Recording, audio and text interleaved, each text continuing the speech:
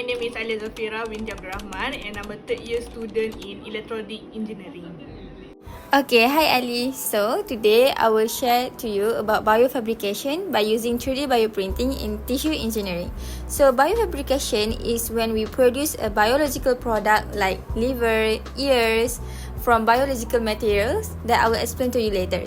And what is tissue engineering? Where engineering and medicine we combine it to create tissue for implantation in our body.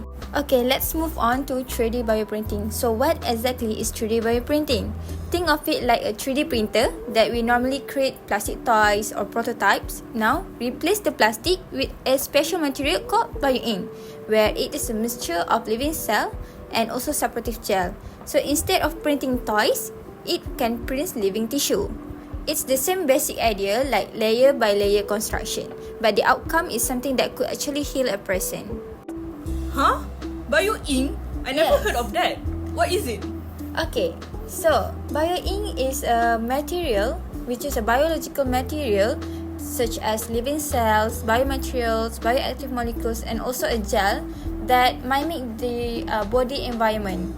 So it can support cell proliferation, differentiation that can create functional tissues. Oh, so how does it work?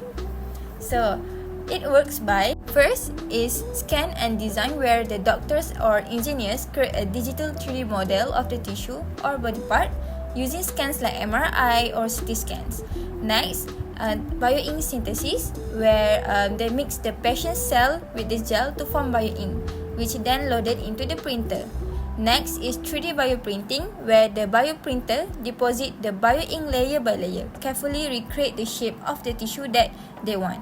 And lastly, measure of tissue, where the printed structure is placed in an incubator or in any place that suit for cell growth, where it matures into functional tissues. It sounds complicated, but how does it apply? Okay, let me share to you where this 3D bioprinting can be applied. First, it allows for the creation of personalized tissue graft using the patient own cell, which these can minimize the risk of immune rejection and can enhance the compatibility. Second, it can replicate complex tissue structure, include multiple cell types, and integrate layers that mimic natural tissues. And lastly, a major breakthrough is its ability to create a vascular network within the tissue, which is very essential for sustain and integrate the tissue once it's implanted. So, isn't it interesting, Ali? Yes, very interesting. Can I ask you a few questions?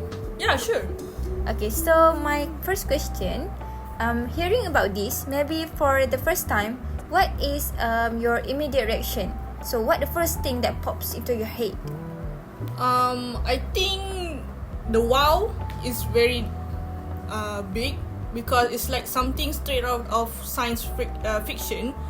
But it's actually kind of mind-blowing that we could actually print part of a person. It's not incredibly futuristic, but maybe a little bit weird, but mostly cool.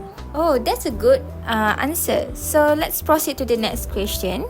Thinking about the future, so how do you imagine something like this could potentially impact healthcare or even just everyday life?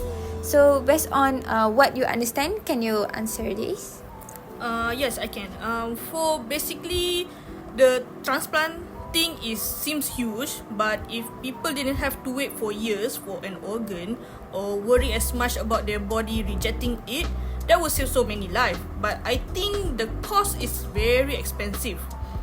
And testing drugs on real human tissue instead of animals seems like a big step forward.